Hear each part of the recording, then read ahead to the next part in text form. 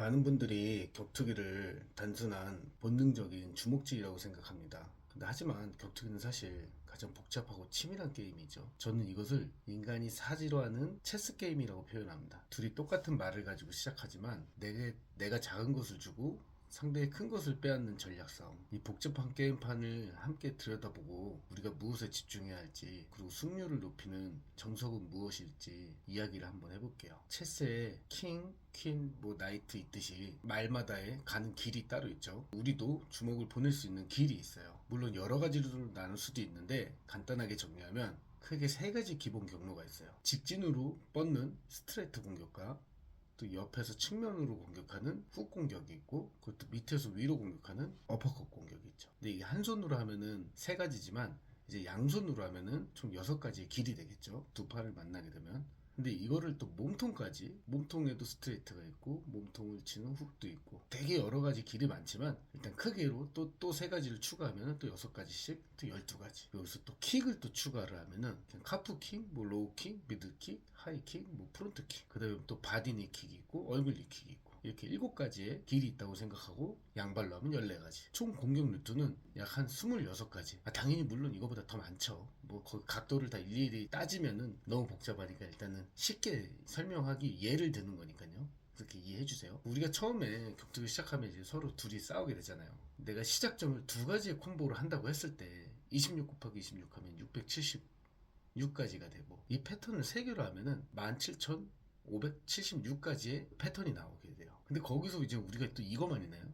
또 방어도 있죠. 때리면서 피할 수도 있고, 잽을 치고 위빙할 수도 있고, 이것도 위빙, 더킹, 또 백스텝, 또 스웨이, 이런 것까지 따지게 되면은 아주 무궁무진하게 많겠죠. 또 거기다가 또 태클도 있고 크린치도 있고, 아주 그냥 수가 무한대로 엄청 많이 나올 수가 있겠죠. 그래서 저는 이걸 격투기를 그냥 인간이 하는 체스 게임이라고 저는 표현을 합니다. 하지만 이렇게 복잡한 경우의 싸움을 승리하기 위해서는 단계를 뛰어넘는 절대적인 요소가 필요합니다. 아무리 좋은 전력도 이 3가지 요소가 부족하면 무용지물이에요. 자, 첫 번째는 정확성이에요. 정확성. 아무리 좋은 전략과 빠른 속도가 있어도 맞추지 못하면 의미가 없어요. 파워가 아무리 좋건 빠르건 빗맞으면 아무런 데미지를 줄 수가 없어요. 그래서 정확성이 가장 중요합니다. 일단은 맞춰야 합니다. 살살이라도. 자, 그 다음에 두 번째로 또 중요한 게 속도예요. 스피드.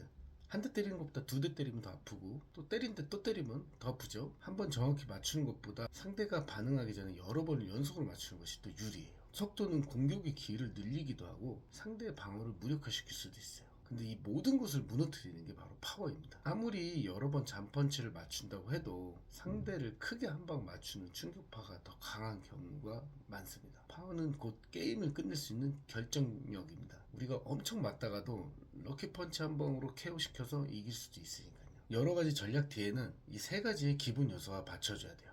근데 또 중요한 거는 이 공격을 또 나만 하는 게 아니에요. 상대도 나를 무너뜨리려고 전략을 엄청 많이 가지고 있을 거예요. 나하고 똑같이 내가 잽을 치면 같이 또 잽을 칠 수도 있고, 아니면 나의 에너지를 떨어뜨리기 위해서 방어로 나의 모든 에너지를 소비시킬 수도 있어요. 단순히 주먹을 맞거나 피하는 것을 넘어 상대의 힘을 이용하는 방어 기술이 있어요. 이제 그걸 흘리기라고도 하는데, 방어로 상대방 에너지를 떨어뜨린다는 건 뭔 뜻이냐면, 상대가 주먹이 날라올 때 주먹의 방향을 살짝 틀어서 파워와 힘을 분산시켜서 파괴력을 낮추는 거예요. 우리가 날아오는 화살촉을 그냥 정면으로 막으려면 두꺼운 방패라던가 엄청난 에너지가 필요한데, 화살이 이렇게 날아가는데 여기 몸통을 살짝 건드려서 방향을 틀어준다고 생각하면 어떻게 되겠어요? 그럼 화살이 운동 에너지가 이렇게 딱 꽂히지 않고 뭔가 이렇게 맞더라도 좀 비껴 맞거나 그럴 수가 있겠죠. 작은 에너지를 써서라도 그 힘을 분산시키는 거.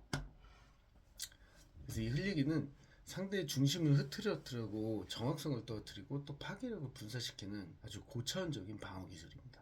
이 흘리기가 왜 상대방의 에너지를 떨어뜨리냐면, 모든 운동 에너지는 관성의 법칙이 있어요. 우리가 마라톤을 뛸 때 페이스를 잡고 계속 뛰어야 되는데 뛰다 멈췄다 뛰다 멈췄다 뛰다 멈췄다 하면 더 힘들어지잖아요. 예전에도 어떤 마라톤 대회에서 우승으로 달리던 선수가 한번 페이스 잃고 나서 넘어지거나 아니면 관객이 막아가지고 페이스를 잃고 나서 하위권으로 많이 밀려나는 경우가 있죠. 주먹도 탕탕 맞아야 다음 공격이 또 자연스럽게 가고 또 힘도 더 생기고 거기서 리듬도 타고 에너지가 생기는데, 주먹을 치려고 하는데 갑자기 뭔가 빠지고 빗맞고 그러면은 오히려 체력 소모나 에너지가 더 빠지게 돼 있어요.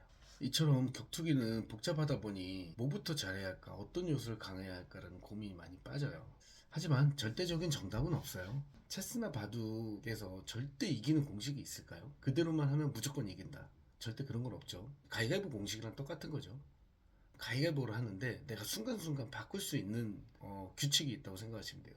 상대방이 주먹 내면 난 빨리 보재기로 바꾸고, 또 상대방이 보재기 바꿨으면 난 빨리 가위로 바꾸고, 또 가위로 바꿨으면 나도 빨리 주먹으로 바꾸고, 이걸 누가 더 빨리빨리 상황에 맞게끔 대처를 빨리빨리 하느냐에 따라서 승패가 갈라지죠. 근데 격투기가 꼭 정답은 없지만 그래도 확률을 높이는 정석은 있습니다. 정석은 있습니다.